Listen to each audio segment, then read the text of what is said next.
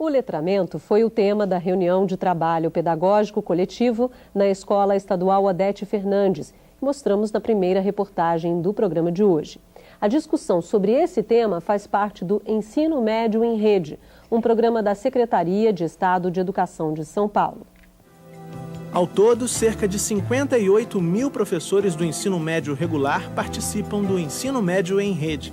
É um programa que discute as questões da reflexão na formação docente, o letramento e a competência leitura dos alunos do ensino médio e também como a escola tem olhado para o seu currículo, para os indicadores de avaliação lá na escola média.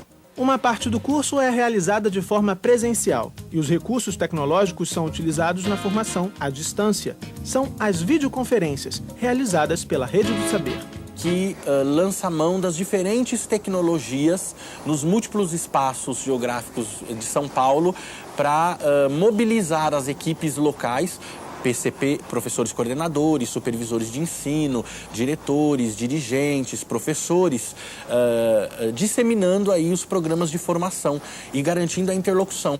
Nesse encontro, diferentes grupos formados por coordenadores pedagógicos leem e debatem textos. Eu acho que é uma coisa assim, mais pro lado assim, trágico. Então 11 de setembro pode ser, esse texto pode estar falando de 11 de setembro. Em seguida, os grupos começam a elaborar as conclusões e, nessa hora, a prática pedagógica é discutida.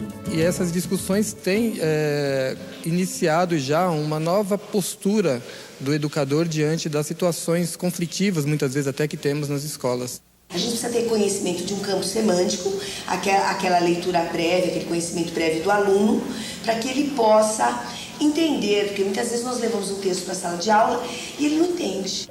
No ensino médio em rede, a formação de professores, coordenadores, supervisores de ensino e outros profissionais ocorre simultaneamente.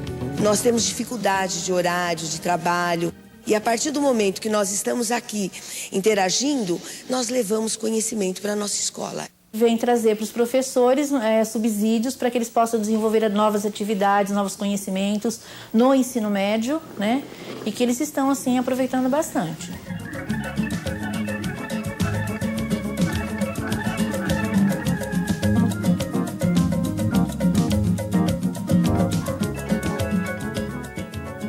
Professora Maria das Graças, eu queria aproveitar o vídeo para trazer uma situação contrária, que é uma pergunta da Nizete de Icatu, lá no Maranhão. Gostaria de saber como podemos motivar professores que não estão abertos para as mudanças na prática pedagógica e se mostram indiferentes e relutantes para a participação na formação continuada, que é uma situação completamente diferente da que vimos no vídeo. Esse é um desafio.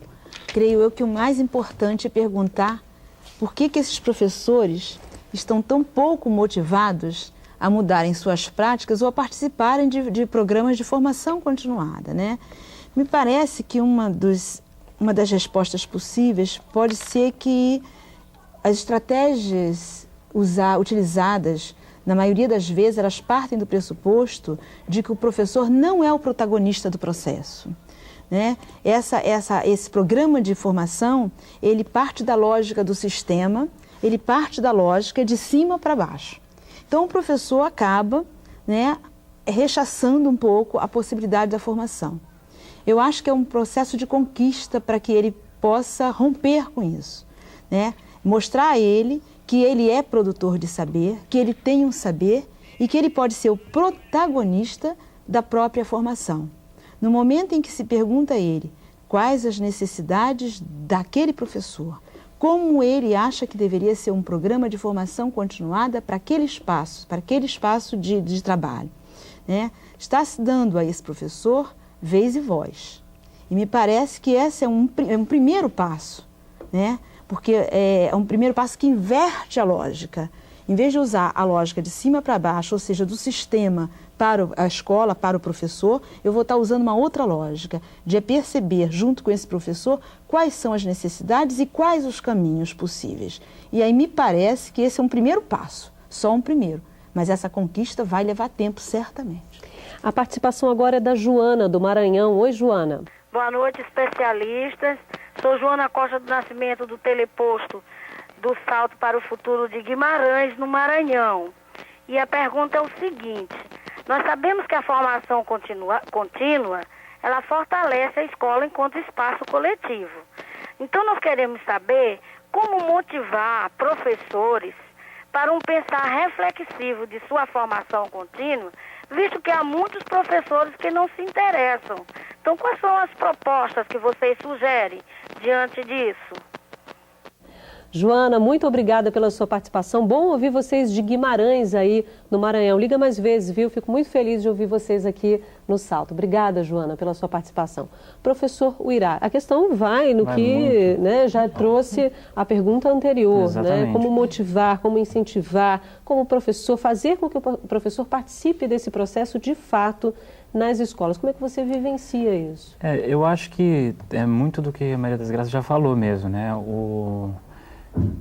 Eu não sei, é muito complicado a gente pensar, né, em organizar algo que interfira na vida de uma pessoa sem ser capaz de perguntar a ela o que lhe é importante, né? Então, acho que em qualquer aspecto é muito importante que participe, né, o professor, né, da organização, do planejamento, da decisão de como é que deve ser essa formação.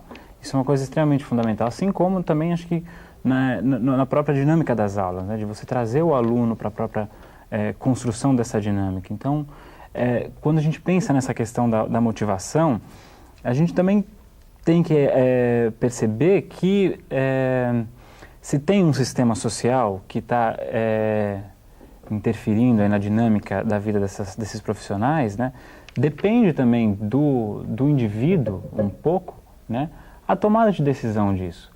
Né? A gente não pode jogar a responsabilidade nem toda no professor, nem toda no sistema, nem toda na sociedade, nem toda no indivíduo. Acho que os dois é uma dialética aí que depende, né, um pouco dos dois lados. Então, se a gente está pensando na formação, se tem que haver, né, uma organização da escola, né, uma abertura da escola para estar dialogando com esses profissionais o que lhe é importante.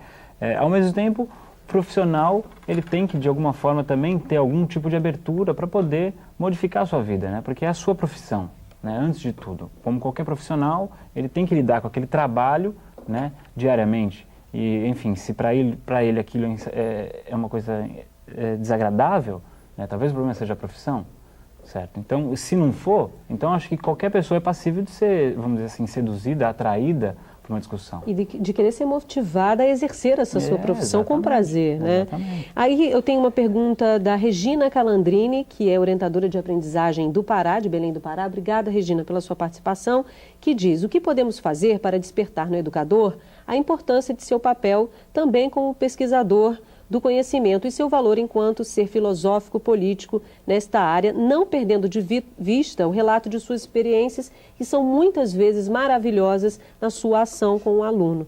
Professor Evandro. Eu queria partilhar essa reflexão com a Regina a partir do que o Irá estava colocando, que em parte esta motivação, esta necessidade depende da identidade profissional que o professor constrói para si. Quer dizer, o que isto representa em termos de dar sentido e dar significado à própria existência. Como a Regina diz, como é que nós fazemos esta... Quer dizer, esta nossa experiência, ela é significativa à medida que cada um de nós, ao fazer a própria experiência, pode dar sentido a ela e, a partir desse sentido, construir um significado que nos identifique com aquilo que nós fazemos. Me parece que esta motivação está intimamente relacionada com a construção da identidade do fazer do professor. Então, a nossa maior dificuldade de conseguir fazer com que os colegas reflitam ou pensem ou se incorporem em trabalhos coletivos está muito ligada à construção da identidade profissional. Então, muitos não se identificam mais profundamente com a profissão, acabam assumindo a profissão não como uma decisão, mas como resultante das condições sociais que ele foi sendo empurrado ao longo da existência. E se eu entendi bem a colocação da Regina, é fundamental nós refletirmos sobre as nossas experiências, podermos partilhá-las, escrevê-las e divulgá-las para que os outros colegas possam se motivar pela experiência que nós fazemos e pelo significado que nós damos para esta experiência. Eu vou interrompê-lo um pouquinho para pedir ao senhor que faça as suas considerações finais, porque já estamos na reta final do programa, aproveitar então as suas considerações finais sobre o que debatemos hoje aqui no programa. Então, aproveito para agradecer o convite do programa para estar aqui, pelo privilégio de poder estar discutindo, dialogando com os professores e de dizer que nenhuma reflexão se dá isolada das condições históricas e sociais que implicam um projeto político, pedagógico do professor, da escola e das políticas públicas. E dizer aos professores que o fato deles estarem aqui ligados no que nós estamos dialogando possibilita, pelo menos a esses sujeitos, nós e vocês, estabelecermos uma relação e uma experiência diferente nesse processo de formação contínua. Certamente, se nós não conseguimos motivar os outros, nós estamos aqui porque nós temos uma motivação para isto. E só isto já é suficiente para nós começarmos a mudar a nossa realidade a partir desta experiência. Então, eu gostaria de dizer que nós, professores, devemos levar isto sempre à frente porque a nossa identidade depende desta condição. Obrigada, professor. Professor Uirá. Gostaria de agradecer também e, como síntese, eu acho que eu gostaria de chamar a atenção a questão do coletivo também, como já foi colocado. Eu acho que isso é um desafio da escola hoje, né? Tem uma conquista histórica aí dos professores, da classe docente, de ter um espaço para essa discussão, como foi colocado nos próprios vídeos e tal. Mas isso é uma coisa muito importante para que a gente não reduza isso a uma questão do indivíduo, do professor, que ele tenha que pensar na sua formação por si mesmo, né? Isso é uma coisa que também tem que ter uma organização, um planejamento da escola, ser uma coisa explicitada do projeto político-pedagógico, porque senão o professor ele se sente isolado. E né, houve duas falas que discutiram um pouco, que trouxeram essa questão da motivação, e isso é bastante salutar, né, dessa falta de motivação do professor. E eu acho que isso reflete um pouco uma sensação de abandono que o professorado sente, né, tanto pela questão da desvalorização, quanto por conta disso, na questão da formação contínua, né. Forme-se por si mesmo, né, faça a graduação e o resto corre atrás, né? E eu acho isso bastante complicado. Até a luta é coletiva nesse caso. Né? Tem que ser. A gente percebe uma mudança muito grande, né, nos últimos anos, né, de luta por reivindicações salariais, né, de organização coletiva do professorado, né? Obrigada, professor Uirá. Professora Maria das Graças, suas considerações. Agradecer também pelo convite. É um prazer estar discutindo com os professores e com os amigos e colegas aqui presentes, né? E dizer que eu queria destacar duas coisas. Pegando um pouco do que o Uirá falou, né, do coletivo, esse é um espaço também de construção do projeto político-pedagógico da escola.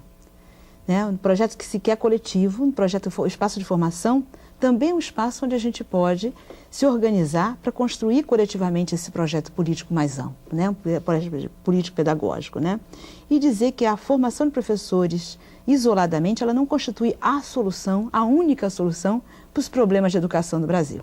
Né? Que ao lado dessa formação, né, os que representam os sistemas de ensino, os próprios sistemas de menores escolas privadas, eles têm que ter, para garantir uma melhoria de qualidade, né, tentar também buscar soluções para as condições de trabalho, para os problemas estruturais da educação no Brasil, porque formação sozinha, sem condição de trabalho, não vai levar a uma melhoria da qualidade que se quer da educação no Brasil, creio eu. A senhora entende que isso faria, inclusive, parte dessa discussão, dessa reflexão sobre a prática profissional? Se isso deve ser um ponto também dentro desses encontros? Né? Certamente, porque eu acho que a formação de professores ela é multidimensional. Ela não pode visar somente a técnica ou como fazer. Ela tem que ter uma dimensão política.